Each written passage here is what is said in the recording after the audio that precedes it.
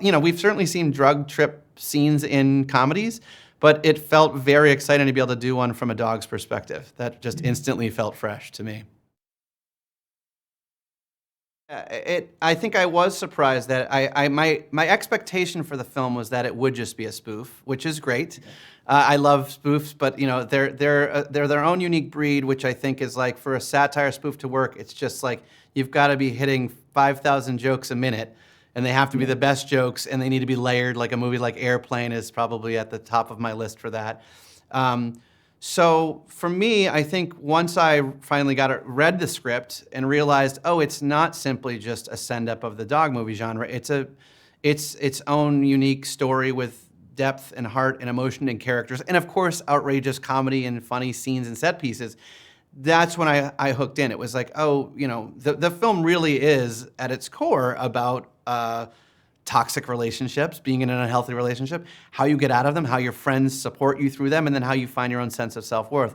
So it was really that paired with the wonderful comedy that I sort of read, and just the fresh idea of why can't we take a genre that we've traditionally seen in one space and pull it into another. That was very exciting to me. So I think all of those things added up to me saying, yes, this will be my next movie after my last one. The moment I jumped on, I said, I think for this to really work, it has to feel as real as possible, and for many reasons. I think just the more you feel like you're watching real dogs, for me, the funnier it gets.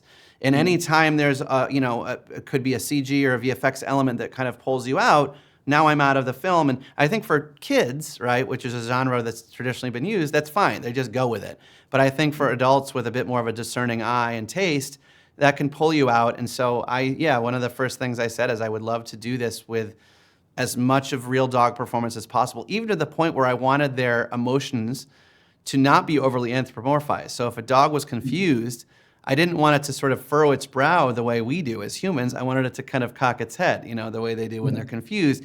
And so I worked with my trainers to try to pull that out. But yeah, that was a very early on sort of, creative edict I set for myself and for the film that certainly made my job and everyone's job a lot harder. No, it was very hard. I mean, I knew it would be hard going in, and I had an incredible team of trainers, but there were things that I thought would be difficult that weren't, and then things that all of a sudden were. So, it's a silly movie, but silly moment where we have dogs, humping. Of course, it's an R-rated adult movie, and the trainers were like, "Yeah, we can get the dogs to hump, sure, no problem." So I was like, "Oh, that was one I thought would be difficult." Then getting two dogs to walk side by side for a traditional walk and talk, which is a very normal tool in a director's arsenal of blocking a scene, I quickly learned was incredibly difficult because two dogs don't walk at the same pace. You have one is a Great Dane with 3 feet long legs and one's got 6-inch legs.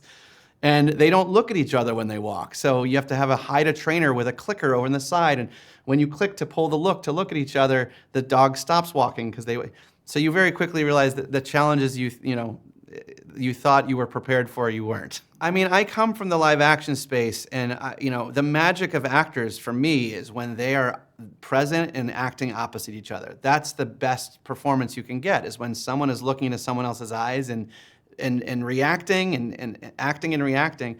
And so it was surprising to me to kind of discover, I mean, I sort of knew, but in the traditional animated space, voiceover work, they go in traditionally on their own and they act opposite a director. And I'm not a professional actor. I could do my best to read lines opposite you, but it's not the same. So yeah, I was so happy that Will Ferrell, Jamie Foxx, they came in and did all their sessions together, and you can feel it. And I, of course, encouraged them to improvise.